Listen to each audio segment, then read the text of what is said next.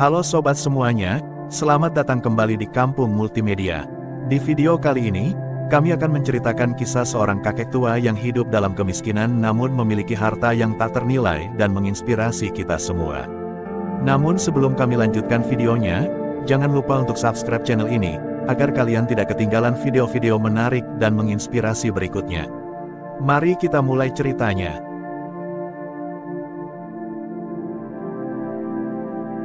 Pada masa sebuah dinasti kerajaan di Cina, hiduplah seorang kakek tua yang sangat miskin. Meskipun begitu, raja-raja di istana merasa iri kepadanya. Setelah diselidiki, ternyata para raja iri karena kakek tersebut memiliki seekor kuda putih yang sangat cantik dan belum pernah ada sebelumnya. Karena itu, raja ingin membeli kuda tersebut dan menawarkan hadiah yang sangat besar jika kakek mau menjualnya. Namun, kakek menolak tawaran raja. Raja kemudian memberikan tawaran kedua yang lebih besar dan lebih menggoda, yaitu mengangkat kakek menjadi bangsawan.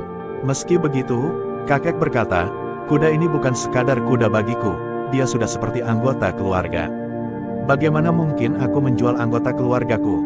Jawaban kakek yang tetap tidak mau menjual kudanya membuat para tetangganya merasa kesal dan marah. Mereka mencoba meyakinkan kakek untuk menjual kuda tersebut, tetapi kakek tetap bersikeras menolak. Suatu pagi, kakek mendapati kudanya hilang dari kandang. Seluruh desa menjadi heboh dan berkumpul. Kemudian mereka berkata kepada kakek, "Kamu bodoh. Kami sudah tahu bahwa suatu hari nanti kuda itu akan dicuri. Kamu sangat miskin, jadi sebaiknya kamu menjualnya saja. Kamu bisa mendapatkan harga berapapun yang kamu inginkan karena raja sangat menginginkan kudamu. Namun, sekarang kudanya hilang. Itu adalah nasib buruk." Mendengar komentar para tetangganya, kakek berkata, "Jangan berpikir terlalu jauh. Cukup katakan bahwa kuda itu tidak ada di kandang. Apakah itu nasib buruk atau keberuntungan? Tidak ada yang tahu." Orang-orang tertawa karena kakek tidak mengikuti saran mereka. Padahal, kakek hanya perlu menjual kuda tersebut untuk bisa hidup kaya. Namun, kakek melewatkan kesempatan sekali seumur hidup ini. Waktu terus berjalan. Setelah 15 hari dari peristiwa sebelumnya, tiba-tiba suatu malam kuda putih itu kembali. Ternyata kuda tersebut tidak dicuri, melainkan hanya melarikan diri ke hutan belantara. Kuda itu tidak datang sendirian, tetapi membawa 12 ekor kuda liar lain yang cantik. Ketika penduduk desa mengetahui hal ini, mereka berkumpul kembali dan menyatakan, "Wow, ini sungguh keberuntungan yang luar biasa." Namun, kakek menanggapinya dengan mengatakan, "Sekali lagi, kalian terlalu jauh memikirkannya. Katakan saja bahwa kuda itu kembali dan membawa 12 kuda lainnya, tetapi jangan menilai apakah itu beruntung atau malapetaka karena tak seorang pun tahu." Kali ini, suasana menjadi hening.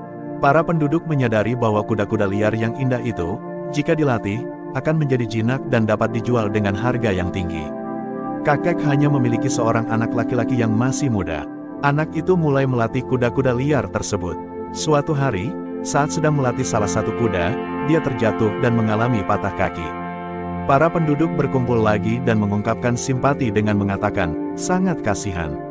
Satu-satunya orang yang merawatmu di hari tua, putra tunggalmu, telah kehilangan kakinya. Ini sungguh nasib buruk."